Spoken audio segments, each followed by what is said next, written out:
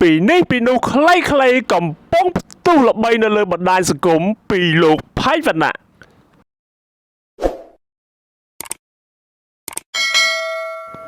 បងប្អូនទាំងអស់ជាទីមេត្រីនៅថ្ងៃនេះដែរត្រូវជាថ្ងៃទី18ខែមិថុនាឆ្នាំ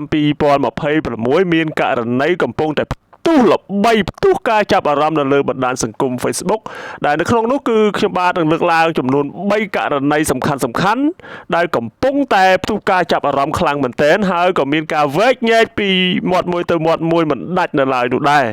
បាទចំពោះករណីទី1នេះគឺកំពុងតែមានការចាប់អារម្មណ៍ខ្លាំងមែនទែននៅលើបណ្ដាញសង្គម Facebook តាក់ទងជាមួយនឹងម្ចាស់ brand ដ៏ល្បីឈ្មោះមួយគឺអត់បានបង់ពន្ធជូនរដ្ឋរយៈពេល8ឆ្នាំតែថតសម្ញែងលុយដើរតួធ្វើជាសប្បុរសធម៌คล้ายៗនិងអួតរង្វាន់ពេញបណ្ដាញសង្គមពាក់ព័ន្ធនឹងករណីនេះគឺលោកផៃវណ្ណៈបានលើកឡើងបែបនេះថាតាមប្រភពច្បាស់ការពីមន្ត្រីអគ្គនាយកដ្ឋានពន្ធដារបានបង្ហើបឲ្យដឹងថាអគ្គនាយកដ្ឋានពន្ធដារកំពុងតែធ្វើសវនកម្មលើក្រុមហ៊ុនសេដ្ឋីនីលក់លេដ៏ល្បីឈ្មោះនៅលើបណ្ដាញសង្គម Facebook ដើម្បីឲ្យក្រុមហ៊ុននោះបំពេញកាតព្វកិច្ចបង់ពន្ធជូនរដ្ឋការបើកការស៊ើបអង្កេតនេះបានធ្វើឡើងបន្ទាប់ពីក្រុមហ៊ុនសេដ្ឋីនីរូបនោះមានចេតនាជំរះបញ្ជីបិទក្រុមហ៊ុនបច្ចុប្បន្នហើយបង្កើតក្រុមហ៊ុនថ្មី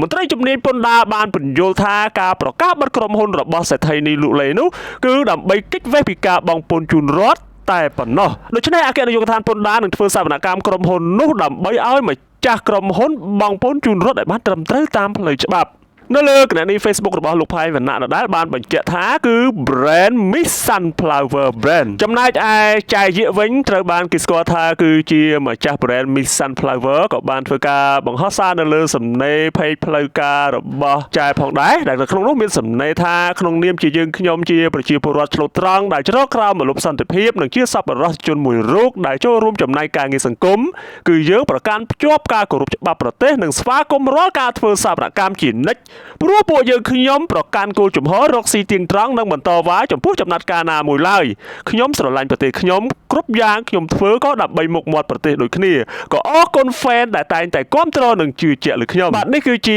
ករណីដែលកំពុងតែផ្ទុះការចាប់អារម្មណ៍ទី1ហើយចំពោះករណីដែលកំពុងតែផ្ទុះល្បីផងដែរករណីទី2បាទមិនដឹងជាមន្ត្រីកយឬក៏ជាសន្តិសុខផ្សារទេដែលចុះត្រួតពិនិត្យតំណែងថៃនៅផ្សារឈូកខេត្តកពតហ្នឹងបានសួររកក្រដាស់ពន្ធទៅលើស្ករសមួយបាវនៅក្នុងនោះធ្វើឲ្យមហាជននៅក្នុងបណ្ដាញសង្គម Facebook គឺធ្វើមានការហួសចិត្តជាខ្លាំងដែលពាក់ព័ន្ធនឹងករណីខាងលើនេះហើយលោកផៃវណ្ណៈក៏បានធ្វើការបង្ហោះសារបែបនេះថាមិនដឹងថាលោកម្នាក់នេះជាមន្ត្រីកយខេត្តកំពតឬក៏ជាសន្តិសុខផ្សារទេ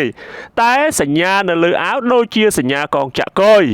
ពេលចុះត្រួតពិនិត្យតំណែងថៃនៅផ្សារឈូកខេត្តកំពតបានសួរអាជីវករលក់ដូរតាមតូបនៅផ្សាររកក្រដាស់ពន្ធស្ករសមួយបាវហេតុអ្វីចូលចិត្តធ្វើលើសបែបនេះតំណែងអត់បង់ពន្ធនៅតាមឃ្លាំងរបស់តកែធំច្រើនណាស់អត់បង់ពន្ធមិនសួររកក្រដាស់ពន្ធបែរជាមកសួររកអាជីវករលក់តូចតាចទៅវិញ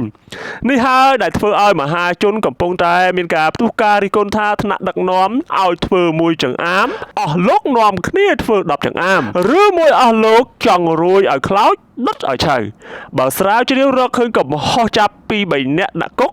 ដកហូតទ្រព្យសម្បត្តិចំណូលពន្ធកយនឹងកើនឡើងបាទចំពោះករណីទី2នេះសូមបញ្ចប់តែប៉ុណ្ណឹងហើយករណីសំខាន់ទី3ដែរគឺតាក់ទងនឹងគ្រោះថ្នាក់ចរាចរណ៍ដែលធ្វើឲ្យមនុស្សស្លាប់មានរយៈពេលរហូតដល់4ឆ្នាំហើយតែជនរងគ្រោះមិនទាន់បានទទួលសំណងនៅឡើយកាលពីពេលកន្លងទៅថ្មីនេះគឺមានគណនី Facebook មួយឈ្មោះសាយរាំងសីដែលត្រូវបានគេស្គាល់ថាគឺជាតារាសម្ដែងដ៏ល្បីឈ្មោះមួយរូបផងដែរដែលនៅក្នុងនោះបានអ្នកនាងបានលើកឡើងថាម្ចាស់ដេប៉ូនេះធ្លាប់ស្រវឹងបុកគេស្លាប់រួចម្ដងមកហើយពេលនេះរឿងសំណងគ្រួសារខ្ញុំត្រូវរួចខ្លួនទៀតមែនសុំទោសម៉ែកូនខំអស់ហើយនៅតែមិនអាចធ្វើស្អីគេបានខ្ញុំគ្មានសមត្ថភាពទេ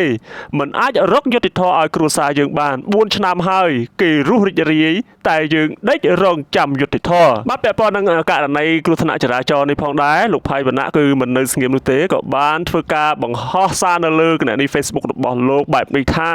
ករណីគ្រោះថ្នាក់ចរាចរណ៍បុកមនុស្សស្លាប់រយៈពេល4ឆ្នាំហើយជនរងគ្រោះមិនទាន់បានទទួលសំណងសូម្បីតែ1រៀលលុយខ្មែរខណៈប្តីប្រពន្ធថោកទាបមួយគូនេះនៅរកស៊ីធម្មតាដោយគ្មានរឿងអ្វីកើតឡើងលោកផៃវណ្ណៈបានបន្តទៀតថាខ្ញុំសួរទៅប្តីប្រពន្ធថោកទាបមួយគូនេះបើមានគេបុកម៉ែឪឲ្យស្លាប់ គេធ្វើអញ្ចឹងដែរឯងពួកឯងគិតម៉េចបើប្តីប្រពន្ធថោកទាបនេះមិនទទួលខុសត្រូវមានតែបើកឡានដេញបុកពួកវាវិញឬយ៉ាងណាតុលាការគួររឹបអូសទ្រព្យសម្បត្តិប្តីប្រពន្ធទាំងពីរនាក់នេះលក់ឡាយឡុងសងសំណងទៅជនរងគ្រោះទៅកុំទុកយូរពេកពេលវេលា4ឆ្នាំគ្រួសារជនរងគ្រោះឈឺចាប់បំផុតហេតុការណ៍គ្រោះថ្នាក់ចរាចរណ៍នេះកើតឡើងនៅខេត្តកំពតឆ្នាំ2022